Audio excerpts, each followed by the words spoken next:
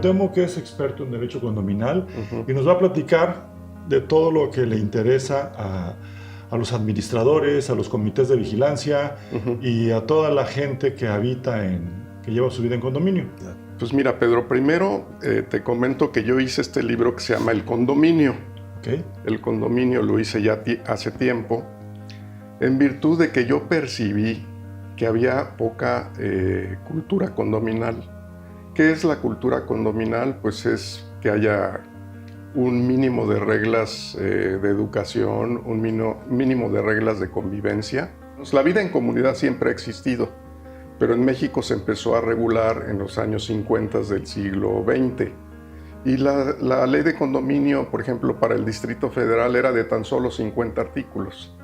Y ahora ya son leyes un poquito más abultaditas, de casi 90 artículos, tanto la ley de condominio de Acapulco Guerrero, donde estamos, y la del Distrito Federal, que es la punta de lanza de las leyes de condominio. Cada estado tiene su ley de condominio y varían en ciertas cosas, ¿no? Porque no es lo mismo un condominio que está a la orilla de la playa que un condominio que está en el altiplano. ¿Me doy a entender? Sí. O sea, cuando estás en la playa se tienen que regular, por ejemplo, como el reglamento para los camastros, el reglamento para los horarios de alberca, los horarios de acceso a la playa, etcétera, ¿no? Y en el altiplano, o sea, en la Ciudad de México y en Querétaro o en aquellos lugares, pues son condominios francamente distintos, ¿no? Aquí hay, por ejemplo, condominios que están a la orilla del mar con muelle, y parte de las áreas comunes son los muelles también, ¿no? Entonces, concretamente eso se ve mucho en Quintana Roo, en Cancún o en Ixtapas y Guatanejo, ¿no? Pero la historia, tú me dices de la historia, bueno, a mí me nació un día caminando, encontré una librería y me encontré este libro que se llama Atlas de Fuertes y Castillos de Francia. Y entonces me pude dar cuenta, pude advertir que el mundo ha vivido en comunidad hace miles de años, porque casi todas eran miles y cientos de fortalezas en Europa, en donde había 10 casitas, una pequeña ciudad amurallada, tenían su pozo, su iglesia, y todos tenían que convivir en comunidad. Claro que no era el condominio como lo conocemos hoy, simplemente vivían en comunidad, no había elevadores, no había portero, no había reglamento, pero pues había normalmente un señor principal que pues, los educaba y les decía que tenían que cooperar. Aparte había pandemias, acuérdate que en el 1300 hubo una pandemia que terminó con 1/3 de la población del mundo, también la pandemia de 1918, que duró como 4 años. Entonces ellos cerraban su fortaleza, tenían su agua, tenían sus granos, o también había guerras, y entonces han vivido en comunidad desde hace miles de años.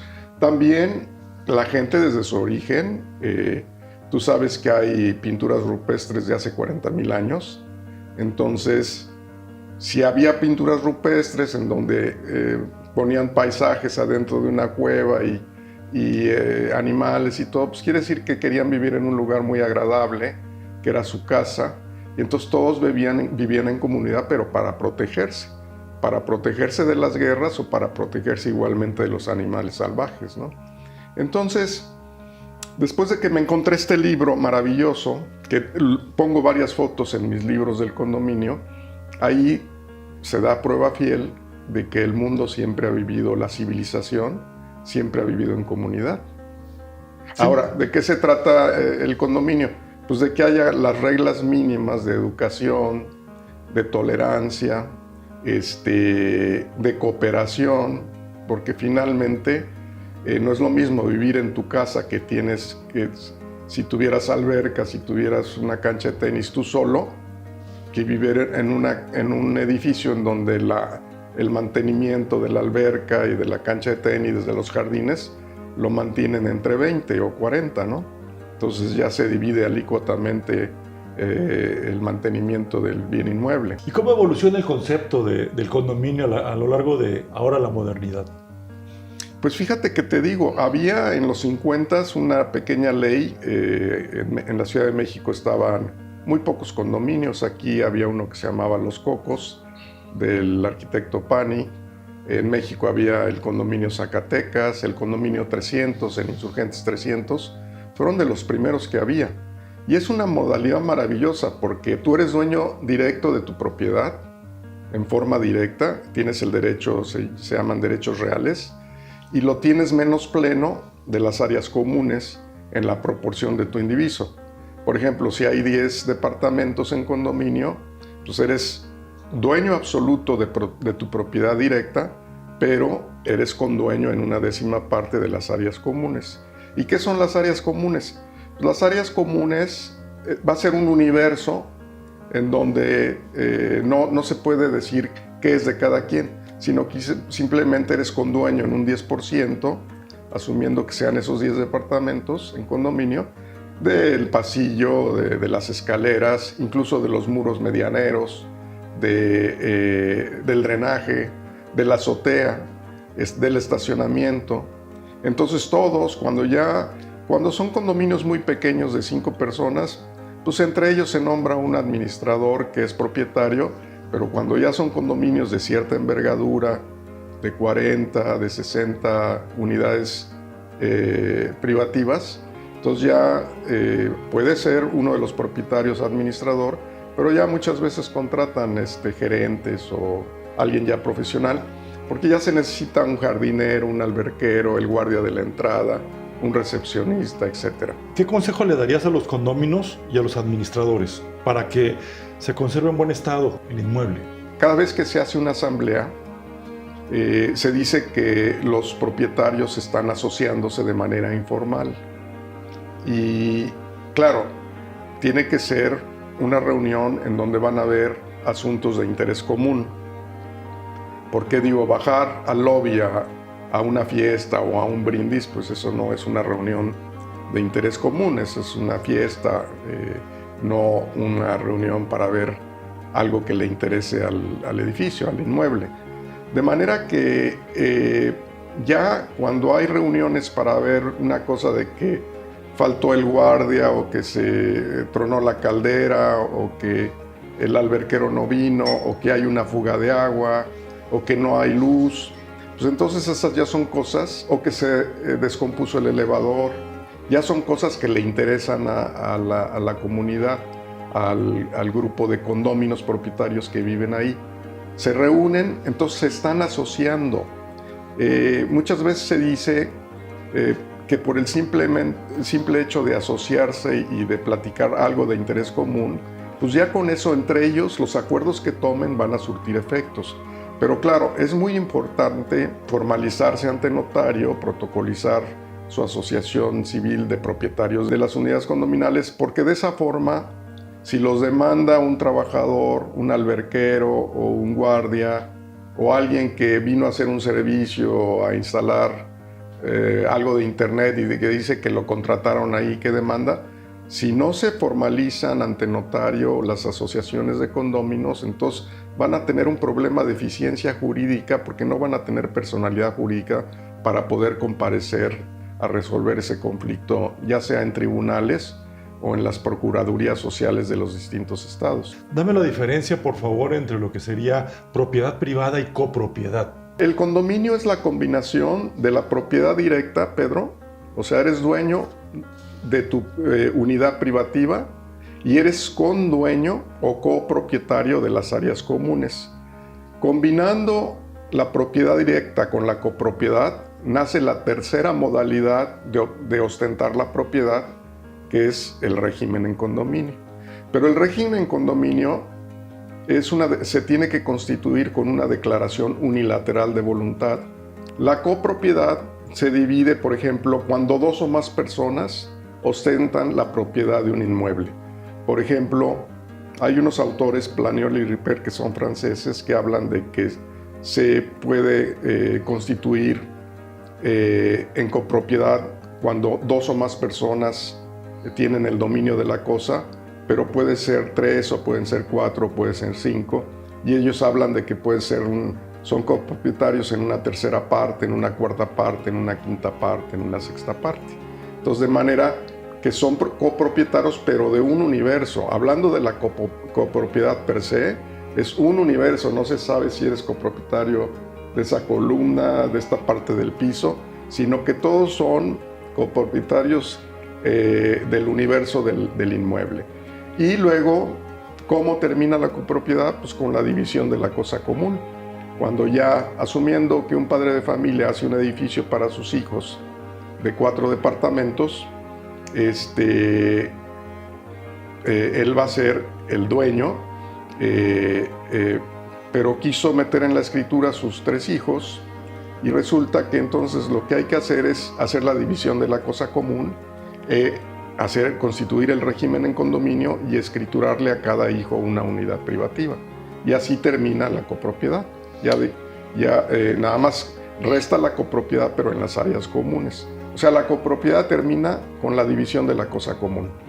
Okay. Ahora, si tú en la copropiedad lisa y llana, si tú y yo somos copropietarios o condueños, si tú y yo compramos un lote por 100,000 pesos, tú pusiste 50,000 y yo 50,000, pues a todo dar somos, diríamos, copropietarios, ¿no? Somos condueños. Pero resulta que tú tienes un amigo que te lo compra ya por tu parte, te la compra en 100,000, te estás ganando 50,000 pesos. Sí, claro. Pues me tienes que dar a mí el derecho al tanto para que yo lo aproveche o no lo aproveche. O sea, no puedo vender. No puedes vender si no consiento yo el acto de la venta, y me lo tienes que hacer saber con notario, o bien con una renuncia lisa, tácita, llana delante del notario, que concurre el otro copropietario a concederte tu derecho para poder vender. Eso es bueno porque se atan los dos copropietarios, porque si no, ¿qué tal si a quien tú le vendes es un comprador incómodo o de mala fama? Entonces pues metes a tu condueño, a tu otro copropietario, a tu amigo, lo metes en un lío, ¿no? Derechos y obligaciones de lo que sería las personas que intervienen en esta. Pues miren, yo les sugiero a todos los que nos están escuchando y nos están viendo aquí en este bonito programa de Pedro Rivas, que se lean la ley de condominio de su estado. Cada estado tiene su propia ley de condominio.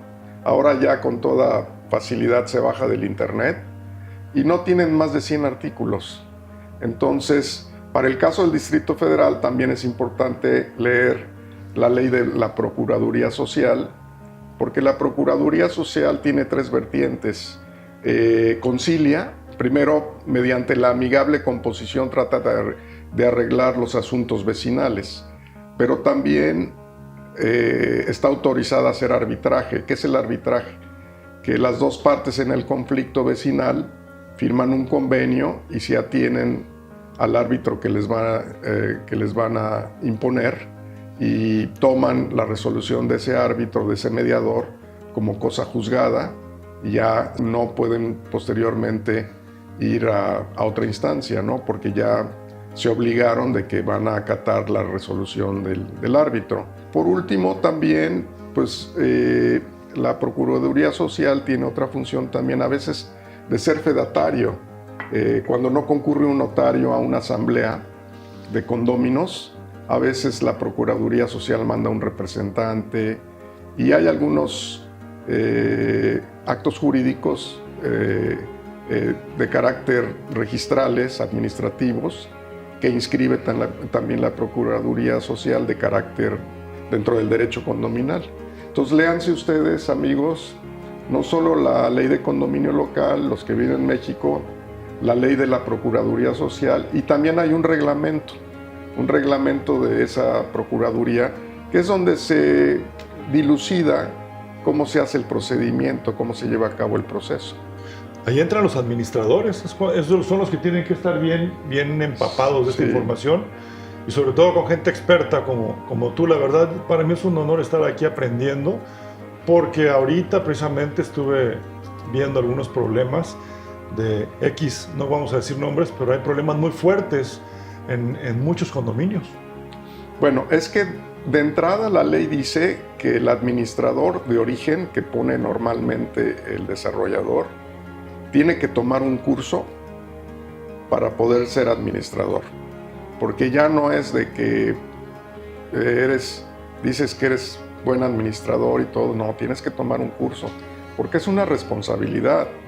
Los inmuebles en condominio son patrones, y entonces como patrón del alberquero, del jardinero, de la persona que está en la recepción, normalmente tienen 5 o 8 empleados, y ya los condominios muy grandes pues llegan a tener 30, 40 empleados, y necesitas pagar todas las obligaciones fiscales, todo lo que es el seguro social, el Infonavit, hacer los contratos de trabajo laborales,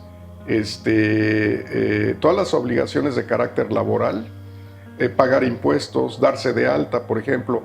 Por eso es muy importante tener una asociación de condóminos, porque es eminentemente para administrar el condominio. ¿De dónde se va a inferir la personalidad jurídica del administrador cuando quiera abrir una cuenta de banco en alguna institución? Diríamos, en el estatuto de la asociación de condóminos se va a inferir que el señor es representante del condominio X, ¿no? Del condominio fulano. Si el SAT tiene una nomenclatura que se llama PNC, que a mí nunca me ha convencido, porque no puedes inferir correctamente la personalidad jurídica. La PNC es una nomenclatura que otorga el SAT, pues para que un condominio o un inmueble y sus habitantes o la gente que vive ahí tenga un registro federal de causantes. Pero es eminentemente fiscal, porque, por ejemplo, tú te puede funcionar muy bien la PNC y la nomenclatura del Servicio de Administración Tributaria, pero cuando brinca la liebre que tienes una demanda y que tienes que fundamentar bien la personalidad del abogado que va a representar al condominio o del administrador, ¿de dónde vas a demostrar que eres el administrador si no tienes ningún documento más que una hojita que ahora, tiene la tu asociación RFC? civil entonces es en donde podemos ya, digamos... Ahí viertes todo. Ok, platícanos de eso. ¿Qué ventajas? Sí, las asociaciones, a diferencia de las sociedades, tienen derechos de participación, y las sociedades más bien tienen derechos accionarios. Entonces, en el seno de una asociación de condóminos, pues se van a ventilar las asambleas de todos los propietarios. De una vez les digo a los que me estén viendo que los que participan en una asamblea de condóminos tienen que ser propietarios. O sea, no puede participar nadie que no sea propietario, a menos que vayan representando a uno de los condóminos. Normalmente, si el administrador es propietario, pues va a participar, y normalmente también el administrador participa. ¿Cuáles son los limitantes que tiene la PNC del SAT en cuanto a una asociación civil? Dámonos un poco más de... Te digo, una cosa es la asociación civil y otra cosa es la PNC. Okay. La asociación civil se elabora esencialmente para administrar el condominio. Perfecto. Y la PNC también puede tener efectos para administrar, pero resulta que es ineficiente tarde o temprano. Acabo de ver hace poco en un condominio que no tenía asociación de condóminos, que de repente le otorgaron unos derechos de zona federal. O sea, el gobierno federal le otorgó derechos. ¿A qué ente jurídico le vas a transmitir esos derechos de zona federal? No a la PNC, no hay estatuto, no hay nada. Ya todos se sentían dueños, ¿no? Y empezaron a... No hay un órgano, entonces tuvieron que formar su asociación de condóminos. Lo mismo también con motivo de la morosidad de las gentes. El moroso, acuérdense que todas las obligaciones que adquirimos, tarde o temprano, se van a tener que pagar. Entonces, acabo de ver también que sacan a remate los inmuebles, las unidades condominales de gente morosa que no ha pagado, y entonces se le tienen que transmitir, ya sea que los compre un tercero y se resarza la administración del condominio de los pagos que no hizo el moroso, o bien el condominio, la asociación de condominios se queda con la unidad condominal. Entonces, normalmente la asociación de condominios es un órgano tan bondadoso que te permite transmitirle bienes, y entonces ya las unidades condominales de los morosos que no paguen, pues se les va a hacer un procedimiento que se llama ejecutivo civil, y entonces se le va a transmitir a la asociación de condominios. Bueno, a ver si te entendí bien. La PENSE está enfocada más a la parte financiera. Fiscal. Fiscal, Sí. financiera. Para que Hacienda los tenga fiscalizados, diríamos. Okay. O sea, lo que Hacienda pretende desde hace mucho es que la economía subterránea, que es la economía informal, se formalice. ¿Y cómo se formaliza? Pues dándole a todo mundo su RFC y sus características fiscales como entes para poder declarar impuestos, ¿no? Y claro, eso es de años, haz de cuenta, desde los romanos. Los romanos, cuando ven ustedes los censos que hacía, por ejemplo, Herodes el Grande, claro, Herodes no era romano, sino era de raza hebrea, rey de los judíos. Cuando él anda buscando a Jesús, empieza a hacer un censo. Pero en realidad los censos eran no para contar cuánta gente había, como los censos que hay aquí cada 10 años, sino era para ver cuánto les iban a pagar, cómo los íbamos a fiscalizar. Claro. Entonces, desde los romanos en sus 3 épocas siempre tuvieron censos, pero para fiscalizar a la gente. Entonces, esto que está sucediendo ahora, ya, por ejemplo, los notarios como su servidor, no le podemos dar entrada a una protocolización de una cooperativa, a una protocolización de una asociación de pescadores o de meseros, por ejemplo, que hay muchos aquí en Acapulco que trabajan en la playa, si no están dados de alta, mano. Entonces, quiere decir que la idea del servicio de administración tributaria es que la gente se formalice y que ya no continúe la economía subterránea o informal que hemos venido viviendo durante tantos años. Curiosamente, la economía subterránea es 2 veces más importante que la economía normal, porque mucha gente pues, no declara impuestos. Claro. Y se mueve más dinero en la economía subterránea que en la economía fiscalizada normal, ¿no? Legal. Entonces tú recomiendas una asociación civil porque está enfocada a la cultura a la administración del condominio. Y de vivir en comunidad y bienestar común. Así es. Y aparte, perfecto, cada vez que compras, Pedro, una unidad condominal, viene anexo el reglamento. Okay. Entonces tú te estás obligando como comprador, como nuevo propietario, a cumplir con el reglamento y a cumplir con el pago de las cuotas de mantenimiento, con el pago de las cuotas de reserva y con el pago de las cuotas extraordinarias que se resulten, ¿no?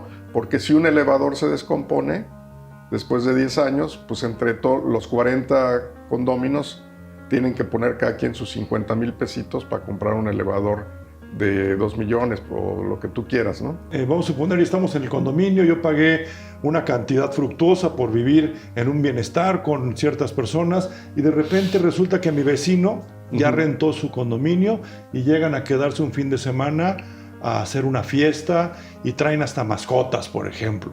Y ahí está el albergue y todo. ¿Cómo se regula esta situación? ¿Cuáles son los límites de derechos y obligaciones? Mira, eso ahorita es un gran problema.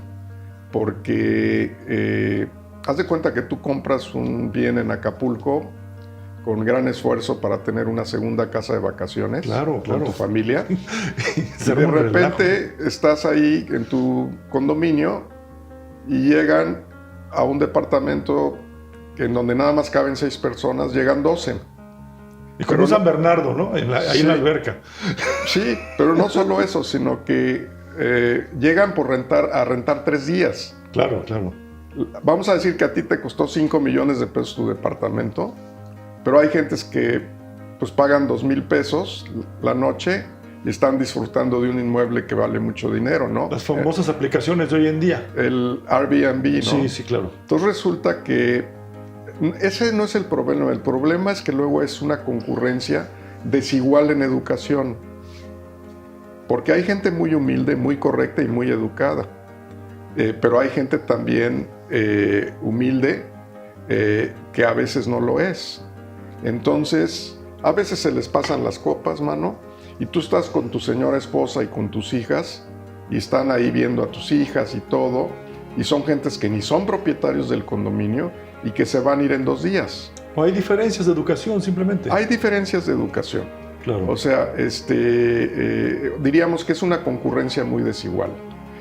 Ahora bien, a esa persona que está rentando, está confundiendo el arrendamiento, que de acuerdo a la ley y los distintos códigos civiles de la República y las leyes generales, consignan que el arrendamiento es por 1 año obligatorio. Es máximo de 5 años cuando se trata de departamentos. Digo, les ponen un límite de departamentos habitacionales de 10 años cuando se trata de unidades comerciales, etc. Entonces están confundiendo el arrendamiento con el hospedaje. Esas personas, más bien, que saquen su licencia de hospedería en la ciudad de Acapulco, a ver si les dan su licencia de hospedería para una unidad condominal. Desde luego que no se las van a dar. Entonces, están confundiendo lo que es el arrendamiento con el hospedaje. El hospedaje efectivamente es de pocos días, de 5 o 10 días, y es para un hotel, ¿no? Entonces no puedes tú darle la categoría a un condominio de lujo de hospedería. Y claro, el arrendamiento, Pedro, es un derecho real. ¿Qué es un derecho real? Un derecho real es el uso, goce y disfrute de la cosa, pero también la facultad de disponer del bien. Y una forma de disponer del bien es la explotación también del bien. Entonces tú puedes explotar tu casa rentándola. No te pueden privar de ese derecho, porque es un derecho real. Un derecho personal es: te presto mi bicicleta, me regresas mi bicicleta. Pero ya un derecho real es cuando tienes la facultad de disponer del bien, de transmitirlo, de hipotecarlo, de heredarlo, de rentarlo, de explotarlo. Pero eso no te da derecho a rentarlo por 3 o 5 días, cuando en realidad el arrendamiento es por 1 año y no es una hospedería. Entonces, ¿qué tienen que hacer los propietarios? No le pueden impedir a un propietario rentar su departamento, pero sí lo pueden regular. Le pueden, por ejemplo, poner pulseritas a los visitantes para ver que son visitantes, que no son propietarios, ¿no? Les pueden poner horarios y les pueden poner una cuota adicional. Una cuota adicional porque van a disfrutar de la alberca, de las áreas comunes, y ellos no pagan la mensualidad que pagan los propietarios. Yo veo que tu libro del condominio tiene todo de una manera más digerible, porque yo me metí a estar ahí queriendo aprender en la Procuraduría Social los estatutos, y yo no soy licenciado, yo no soy abogado. Y tu libro es más interesante porque tiene una manera más coloquial de manejar las cosas. Sí. Creo que está muy interesante, y tú tienes no solamente tienes más libros. Por eso te vine a buscar. Mira, siempre me preocupó el hecho de que el derecho, si de por sí es complicado para los abogados, claro, ahora imagínate para el ciudadano común. Entonces, yo en mis 4 libros de derecho que tengo, 3 que los tengo con la casa editora Trillas, y el del condominio, que no fue publicado con Trillas porque ya tenían un autor con el mismo título. Pero sí, en una época lo distribuía aquí la casa Trillas también. Si tú lees cualquiera de mis libros, son en un lenguaje totalmente ciudadano, man. Excelente. O sea, muy entendible, porque, como te digo, si de por sí para los abogados es complicado, ahora para un ciudadano, y luego para la gente también no letrada, también pues me preocupa, ¿no? Entonces todos mis libros siempre han sido en un lenguaje no muy jurídico, diríamos, porque yo me recuerdo, y lo manifiesto en uno de mis libros, que cuando tuve mi primera clase de Derecho Civil, era un juez civil muy ortodoxo, y nos hablaba de que la diligencia y que los secretarios de acuerdo. Y yo dije, esto de la diligencia, ¿qué será, mano? Y no es más que una actividad de carácter judicial, ¿no? Una diligencia judicial. Sí, sí. Yo pensé que era un carruaje o algo, ¿no? Entonces, yo no le entendía tantas palabras tan rebuscadas, mano. Entonces sí, me decidí, y como le he dicho, acabo de ir a dar una conferencia a la Universidad de Guerrero hace como, yo creo que 2 meses, respecto de la ética y la moral en el abogado. Entonces, como le dije a los muchachos, fueron bastantes, como yo creo que unos 150 o 200 en un auditorio. Les digo, ustedes deben ser los ángeles de las guardas de sus clientes. Y si no les gusta ser ángeles de la guarda, bueno, sean custodios de ellos, ¿no? Porque ellos confían en ustedes. Entonces, muchas veces no hay que trabajar ayudando a nuestros clientes, ¿no? Porque muchas veces las pobres señoras que pierden a su esposo, pues de repente tienen un elefante aquí en la sala, mano, porque no saben ni qué es un juicio sucesorio intestamentario, ni qué es un ministerio público, ni qué es una aperturación de una sucesión, ni qué es una albacea, ni qué es un curador o alguna figura jurídica del derecho.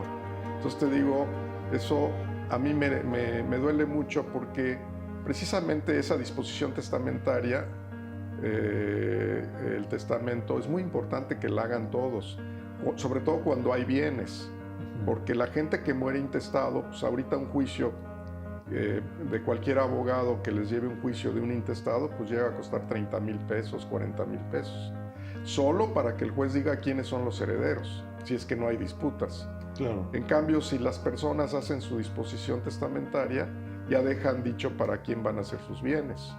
Y ese es mi libro que más se vende, el de Derecho Sucesorio. Va en 5ª edición con Trillas y creo que ha sido muy bien acogido. Es un tema muy difícil, pero es un tema que hay que abordar. ¿Tienes el testamento, el condominio, perdón? ¿Tienes el libro del condominio? Sí. La historia del derecho notarial. Tengo mira, esta es la historia del derecho notarial. Ajá. Que fue mi primer libro, esta es una 2ª edición. Tengo que se llama La compraventa inmobiliaria. Ok. Que también es una 2ª edición. Y se llama El testamento, también con trillas, los 3 con trillas. Esta es la 4ª, pero ahí está la 5ª edición, ahí la tengo. Mucho prejuicio con los testamentos, ¿no? Pues sí, pero te digo, tenemos que ser realistas porque muchas veces trabajamos toda la vida y nuestro patrimonio que formamos con tanto esfuerzo, con tanto sacrificio, termina en manos de gente indeseada, mano. Y luego todo el mundo quiere participar en las sucesiones. A veces no solo los hijos del ausente, sino que también de repente sale por allá un yerno o alguien que se siente con derechos. Y luego hacen demandas de nulidad, demandar la nulidad del testamento en un juzgado civil, porque no satisface el testamento tus deseos, tus expectativas, ¿no? Pero no me quiero adornar, pero en nuestra notaría, que es una notaría que se abrió en el año 49 con mi papá, hemos hecho yo creo que más de 40,000 testamentos. Okay. Y solo uno han anulado, porque sí hubo un error. El amanuense, que es el auxiliar del notario, se llama amanuense porque antes escribían a mano, no podía ser testigo. Y se nos fue ahí, una de las secretarias se puso de testigo y pues nos anularon ese. Pero normalmente el juez, cuando hay una demanda de nulidad de testamento, si ve que se hizo de acuerdo a la ley con notario, nunca resuelve en contrario. Muy rara vez. Para todos aquellos administradores de condominios, ¿cuáles son las obligaciones reales de un administrador? ¿Cuáles son sus límites? ¿Hasta dónde? Son muchas. Mira, tienen 3 áreas: el área administrativa, el área material y el área laboral. O sea, tienen que estar al tanto de los trabajadores, tienen que estar al tanto de la cuestión administrativa de los pagos de los impuestos, porque el área común paga predial. ¿Me doy a entender? Claro. O sea, es un área que paga predial en algunos casos. Y también tiene que pagar el seguro social de sus trabajadores. El administrador lo ven como el patrón de los trabajadores del edificio, ¿no? Pero te digo, hay complejos condominales aquí en Acapulco, pues de 500 unidades, de 600. Entonces ya el trabajo de un administrador es de cierta envergadura, es muy pesado. ¿Y quién es el encargado de evaluar al administrador? En la Asamblea General de Propietarios. Okay. Y ahí en esa Asamblea General de Propietarios él tiene que rendir su informe administrativo, tiene que proponer su presupuesto, y el administrador normalmente, yo digo que la Asamblea es como una Cámara de Diputados, man. Ahí llegan al Pleno y luego se dan hasta con todo, pero si llegas con varios grupos de vecinos ya para pasar algún asunto, una obra que quieres hacer, y ya llevas a tu grupo para que se vote a favor, pues vas a ganar, pero si no, vas a perder. ¿Puede ser un propietario el administrador? Sí, puede ser un propietario el administrador. ¿Y se considera un empleado, digamos, en ese momento? Normalmente no, solo que cuando es muy, muy grande el condominio sí les pagan, pero cuando son grandes los condominios de 100 unidades, sí les contratan a un empleado. Pero el empleado, te digo, hay 3 vertientes. Hay que ver la cosa laboral de los trabajadores, la cosa administrativa y la cosa material de compras, porque hay que comprar cloro, podadoras, implementos para los jardines, abonos, una bola de cosas, ¿no? Mantener la caldera. O sea, okay, entonces, ¿qué le recomendamos a los condominios para que este administrador cumpla con la ley y todo vaya en armonía? El informe a ellos se les da con antelación a la asamblea, a los propietarios. Siempre el administrador les manda el informe, su informe por un mes antes o diríamos, o 15 días antes. Entonces los propietarios tienen que leer bien ese informe que les rinde el administrador para que ya lleguen a la asamblea con ciertas preguntas. La ley dice que guardar silencio cuando ya el administrador les ha mandado el informe administrativo, quiere decir que ya consienten la conducta del administrador. Pero también el administrador, a veces cuando se duda del administrador, y perdón que lo diga, los propietarios pueden hacer su asamblea a puerta cerrada. Y ellos ya nada más le notifican al administrador que fue despedido o le presentan al nuevo administrador. O sea, cuando hay una buena relación y es un buen administrador, honesto, la mayoría son gente muy correcta. Pero yo lo he dicho también, a veces a los condóminos se les pasa la mano, man. Oiga, que vaya a pagarme mi predial, o págueme esto, o págueme el otro. No debe de ser eso. Y no debe de ser porque no es el trabajo. El trabajo del administrador es ver por el inmueble, por todo el condominio, ¿no? Pero no ver asuntos en lo personal. A veces hasta el súper los mandan, man. Entonces, a veces yo he visto que no complacen a uno de los propietarios y la agarran en contra del administrador, man. Entonces empiezan a hacer grupito y siempre hay una oposición que no quiere al administrador y hay otro grupo que siempre está muy contento con el administrador. La ley incluso habla de que los que están, el 25% diríamos de los propietarios puede convocar a una asamblea. No solo el comité de vigilancia y el administrador pueden convocar a la asamblea, sino también el 25% de los propietarios que estén, diríamos, con algún problema, ¿no? Con alguna duda. ¿Qué papel ocupa el día de hoy la tecnología, el Zoom?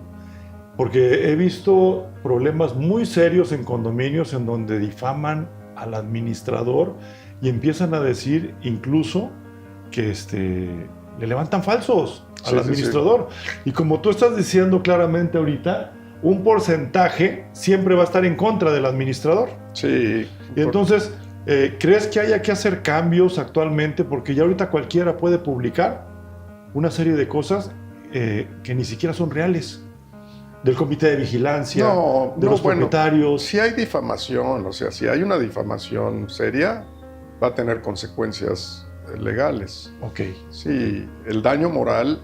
El problema del daño moral es que a veces no saben cómo calcularlo cuando hay un conflicto de daño moral. Yo les diría a los propietarios que guarden una buena relación con su administrador, que tengan confianza en él. Y claro, solo que haya bases suficientes para dudar de su honorabilidad, pues entonces es labor del comité de vigilancia iniciar la investigación. El comité de vigilancia de los condominios, una cosa es la administración y otra cosa es el comité de vigilancia. El comité de vigilancia, a mi juicio, es la segunda figura sujeto del derecho condominal más importante después de la asamblea. Es como el policía. Haz de cuenta, está checando las actividades del administrador, puede revisar en todo momento las cuentas. El comité de vigilancia, que se integra en edificios pequeños con 2 propietarios, o en edificios grandes con un presidente, con 5, con un presidente y 4 vocales. Ellos son los que firman los contratos de obra, son los que supervisan las obras, son los que supervisan al administrador, son los que supervisan que los acuerdos de la asamblea se cumplan. De manera que es el policía del condominio. Y pueden remover también a los funcionarios, al administrador. ¿A un propietario? Pero una cosa es que seas propietario y otra cosa es que tengas la doble cachucha de ser administrador. Ok. Pudiera, en tu caso, ser un mal administrador, pues te van a remover. Ahora bien, también el comité de vigilancia tiene de enemigo a la asamblea. Si la asamblea duda de la honorabilidad de alguno de los miembros del comité de vigilancia, también lo van a remover. Ahora, el presidente del comité de vigilancia solo puede estar 1 año y no se puede reelegir. Los otros 4 vocales sí se pueden reelegir. Ok, ya. Fíjate qué interesante para todos los administradores, para todos los condóminos que estén enterados de todos estos temas. Y los administradores deben llevar la historia del condominio. Cada vez que haya una asamblea, protocolizar esas actas de asamblea con el notario, y hasta les sirven a ustedes porque guardan todo en un cajonero. El administrador debe guardar los contratos laborales, porque, por ejemplo, una demanda laboral, el trabajador le puede decir, no, yo trabajo aquí hace 20 años. ¿Y cómo le compruebas que trabaja hace 20 años, ¿no? Okay. Es muy importante hacer los contratos de carácter laboral. Y si bien es cierto que los administradores no son abogados, pero les aconsejo que contraten un despacho, que por unos cuantos pesos, una iguala de 4 mil pesos al mes, un abogado les lleva todas las cuestiones legales. ¿Qué es una convocatoria a asamblea de condóminos y por qué es tan importante? La convocatoria viene de Conjunto Unión e Igualdad, y de voz, es de convocar a la asamblea de propietarios. Todos los órganos, todos somos un organismo, ¿no? Okay. Tú eres un organismo, yo soy un organismo, el gobierno es un organismo. ¿Quién convoca? Los ejidos son un organismo. Cada órgano tiene una convocatoria. Por ejemplo, los ejidos también tienen ellos le llaman Consejo de Vigilancia, y también hacen sus convocatorias para sus reuniones. Pero es esencialmente el escrito por virtud del cual se llama a una reunión en primera, segunda o tercera convocatoria. ¿Y de qué consta? ¿Qué elementos contiene una convocatoria? Contiene los asuntos que vas a tratar. Para que sea válida, ¿no? Porque... Sí, tienes que poner los asuntos que vas a tratar. Okay. Y luego hay una parte en la convocatoria que es de asuntos generales. Ajá. Pero lo que no se vale, según un autor, Mantilla Molina, que dice que tratar puntos principales en asuntos generales es incorrecto. Porque, por ejemplo... Eso sería un fallo, ¿ah?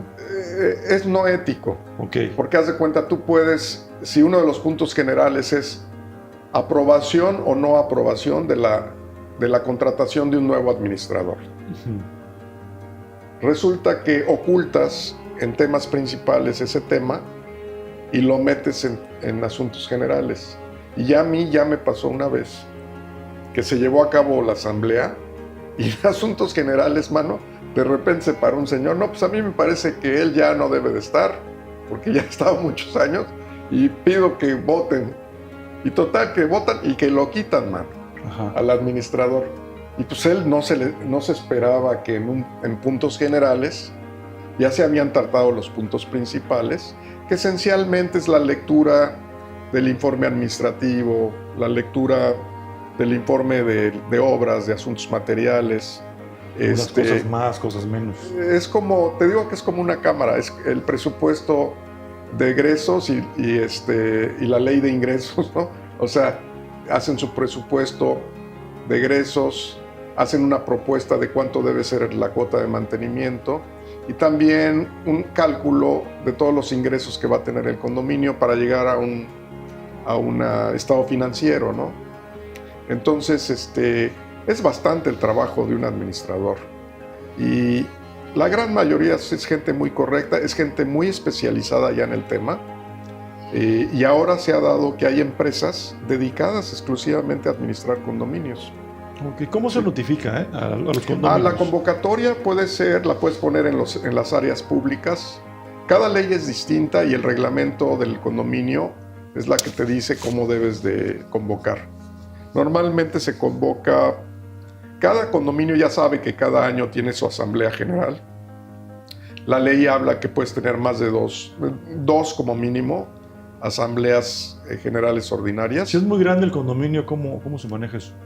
Normalmente lo hacen ya ahora por internet. Sí tiene mucha importancia la cuestión electrónica. Y hay una provisión aquí en épocas de COVID que uno de los gobernadores publicó en el periódico oficial que se podía usar el Zoom, ¿no? Ajá. El Zoom o por la vía. Ese es el tema. Sin embargo, precisamente, me da pena decirlo, pero cuando yo fui diputado aquí al Congreso del Estado, yo modifiqué la ley de condominio, mano, porque habían hecho unas asambleas. Aquí es muy común que hay 10 propietarios y 7 son extranjeros. Entonces ya hacían las asambleas fuera del país y también había, sobre todo la comunidad judía de origen hebreo, ellos hacen sus asambleas en México y entonces los pocos que viven aquí pues no pueden participar en la asamblea. Con Conjunto Unión e Igualdad, voz, y es convocar precisamente a llamar a una reunión. Ordinaria y extraordinaria, ¿cuál es la diferencia? La ordinaria es que se tratan temas fundamentales del condominio muy importantes, como el presupuesto anual, la cuota anual, el informe, por ejemplo, de cómo se ha usado el fondo de reserva, y cambios importantes que vaya a haber, por ejemplo, la remoción de un administrador, las elecciones del nuevo comité de vigilancia. La ley habla de mínimo 2 reuniones ordinarias. Okay. Y las extraordinarias es cuando de repente hay un problema muy serio. Haz de cuenta que robaron en un condominio o que les quitaron la luz o que la ciudad decidió hacer una obra. Entonces se hacen cuantas reuniones sean necesarias. Y hay otras que se llaman juntas. Pero esas juntas son, por ejemplo, cuando de repente no llegó el guardia y se robaron un coche, por ejemplo, ¿no? Diríamos. Entonces se reúnen los que estén ahí en el condominio, se levanta un acta y se trata el tema en la subsecuente asamblea. Pero la convocatoria, todos los órganos, las asociaciones, las corporaciones, los organismos, tienen convocatorias y convocan a sus asambleas. Incluso también por ley, pues el Congreso Federal y todo, pues también convoca a sus sesiones, ¿no? Por lo menos se tiene que hacer 15 días antes, ¿no? Una convocatoria. Sí, una convocatoria, pero normalmente los dueños de una unidad condominal ya saben que cada año va a ser la asamblea de su condominio. Okay. Normalmente aquí los de Acapulco, como todos son de la Ciudad de México o extranjeros, la hacen en diciembre o la hacen en Semana Santa cuando todos están aquí. Ahora, yo te comentaba que yo tuve oportunidad de ser diputado al Congreso del Estado aquí y modifiqué la ley porque hacían asambleas en el exterior, mano. Había edificios en condominio en donde había 7 extranjeros y 3 mexicanos, y entonces ya no hacían las asambleas en el domicilio del condominio. ¿Cómo afecta eso? Pues sí afecta porque los 3 que viven aquí permanentemente pues no pueden participar porque la hicieron fuera del país. Okay. Y también muchas unidades condominales las hacen en la Ciudad de México, porque el 80% vive en la Ciudad de México y que aquí hay un 20%. Entonces yo recibí un grupo de condóminos, me pidieron que viera yo de modificar la ley y lo hice. Entonces ahora las asambleas, de acuerdo a la ley, son en el domicilio del condominio. Ese fue uno de los cambios. Otro de los cambios que hice a la ley es que, si bien es cierto, los extranjeros para comprar en la franja fronteriza y en las franjas de las playas tienen una restricción y que tienen que comprar mediante fideicomiso, resultaba, por ejemplo, en uno de los conjuntos condominales de aquí, que el fiduciario, quien tiene el dominio directo sobre la cosa, es el fiduciario, porque el fideicomisario, que es el extranjero, solo tiene un derecho personal.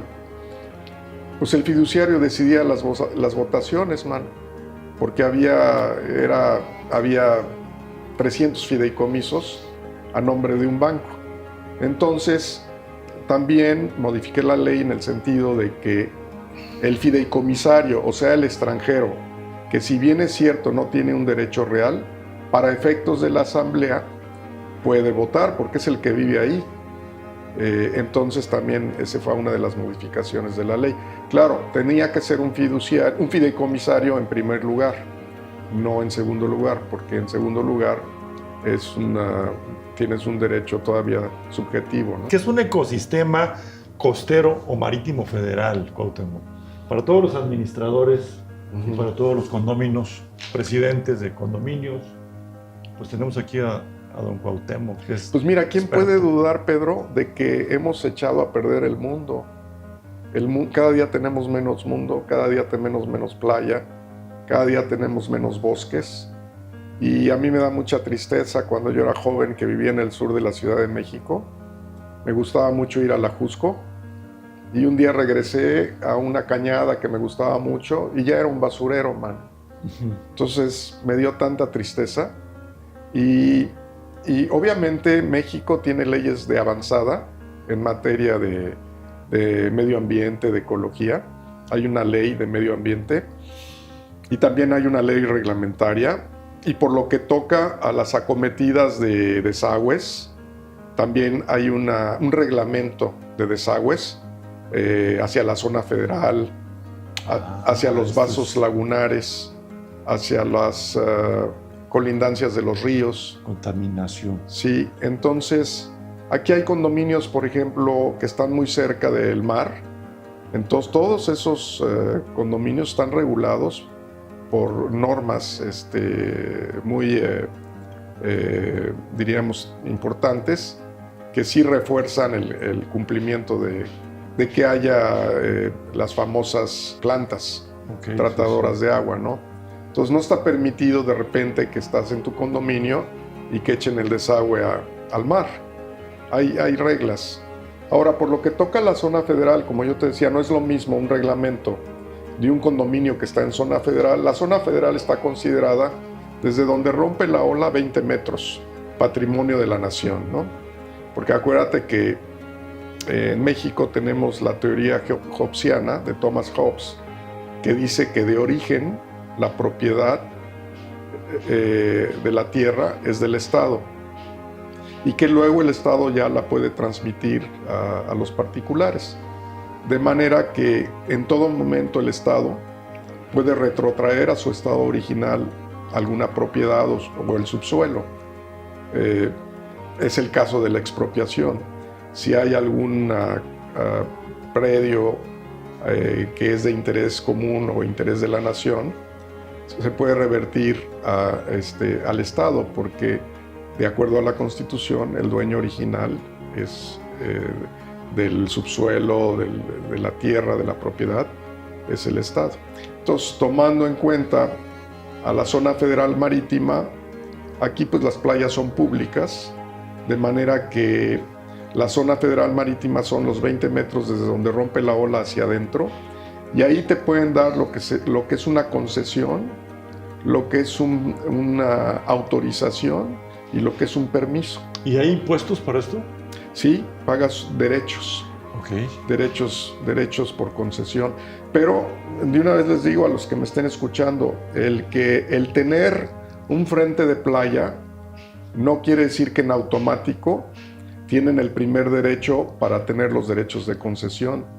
Si se les adelanta un vecino que viva al lado o alguien que quiere poner un restaurante y promueve su solicitud en la Dirección de Zona Federal para obtener su concesión, se la pueden dar. O sea que hay que estar muy al pendiente de eso. Si se desplanta un edificio en la playa, inmediatamente adquirir los derechos de concesión. ¿Qué obligaciones y riesgos laborales y sociales tiene un condominio si contrata personal como empleados domésticos o mantenimiento? Son las leyes laborales que todos conocemos. Okay. Acuérdate que las leyes laborales no es lo mismo la jurisprudencia de hoy que la jurisprudencia de 1940.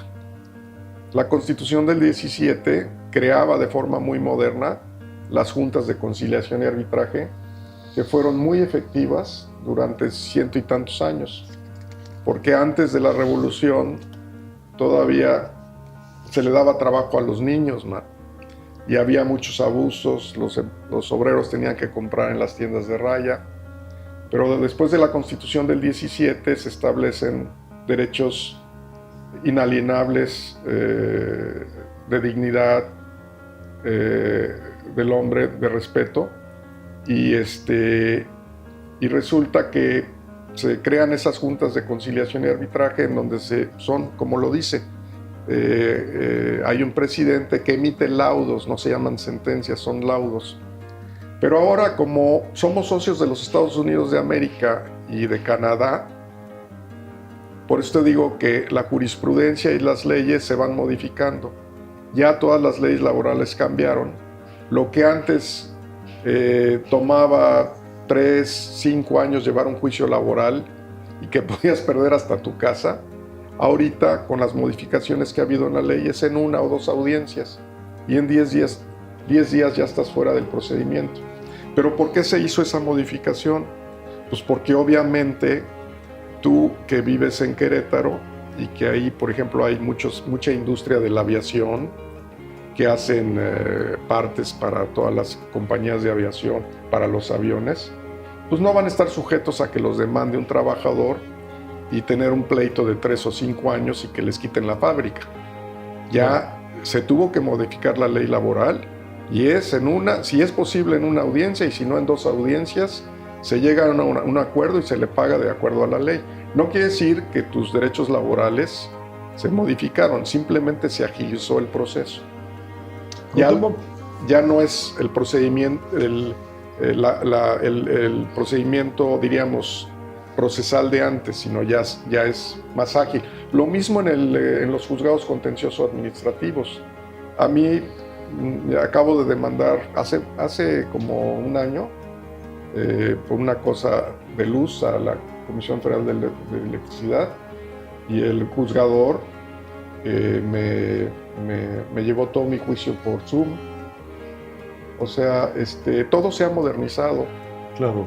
Entonces, también la cuestión que las nuevas reformas en donde va a haber votación para el poder, para los juzgadores, pues es buena. Yo tengo una familia binacional y pues todos conocemos al juez de la cuadra y eso ya ha funcionado muy bien. Lo bueno es que no es perfecto el procedimiento, pero en el derecho todo es subsanable o convalidable. Si hubo alguna omisión o algo que no salió bien en este procedimiento, en este nuevo proceso que estamos intentando los mexicanos, porque la ley sí en la Constitución dice que el pueblo puede darse el tipo de gobierno que quiera. Y claro que lo hacemos de manera indirecta con nuestros diputados.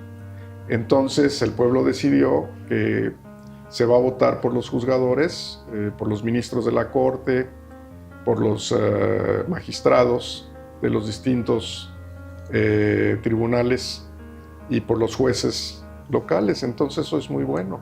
Yo creo que va a ser muy positivo. Tenemos el condominio X que está en zona costera. El dueño del penthouse es un señor que tiene toda la lana del mundo y compró su condominio en la parte del penthouse. Y el administrador lo tiene como moroso. Y la recuperación de cuotas está que arde ahí en el condominio, los gastos. El señor no ha pagado en X tiempo. ¿Qué se hace en estos casos? La ley habla que después de 2 o 3 meses, algunas de 2, otras de 3 meses, ya si la Asamblea aprueba iniciar un procedimiento judicial para recuperar cuotas del moroso, lo va a hacer. ¿Cómo se maneja eso? Es un juicio que se llama ejecutivo civil. Ajá. Los juicios ejecutivos civiles y ejecutivos mercantiles se llaman ejecutivos porque de entrada embargan el bien. Ah, o sea, si pueden embargarle su penthouse al señor. De entrada. Ok, sí se puede. Sí. Pueden evitar el acceso, incluso de entrada te lo embargan para que pagues, ¿no? Y es legal, sí se puede. Sí, desde el punto de vista práctico, Okay. Lo inician después de 1 o 2 años, ¿no? No he visto yo todavía que inicien un juicio para recuperar cuotas después de 2 o 3 meses, como lo manda la ley. Pero sí lo hacen cuando ya el propietario no paga su mantenimiento en 2 años o 3 años, ¿no? Entonces va a perder su propiedad. Lo puede llegar a perder. Sí, va a perder su propiedad. ¿Cómo puedes evitar esto? Como propietario no lo puedes evitar. Vivir sin pagar el mantenimiento es ser soñador. Ok. Es una fantasía. Todas las obligaciones que adquirimos, Pedro, tarde o temprano las tenemos que cumplir. Por eso a veces las tarjetas de crédito son una trampa. Pensamos que firmamos y que no vamos a pagar, no, pero sí vamos a pagar. Oye, si vende su condominio y se va y, No. y deja la deuda, ¿qué sucede? No, porque ya está embargado. Te digo que se va de acuerdo a la ley, al notario le tienen que dar, para escriturar una unidad condominal, el administrador le tiene que dar una constancia de que el mantenimiento de no adeudo está pagado al día.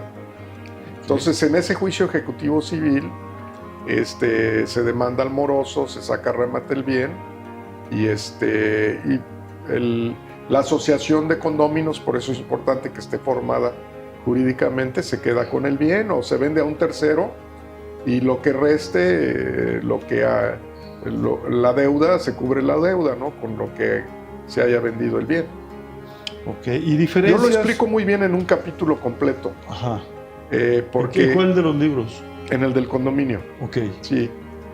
Y también tengo videos en una época que hubo la famosa enfermedad del COVID, que no tenía yo nada que hacer. Pues busquen mi nombre y ahí viene. Cuauhtémoc García Amor.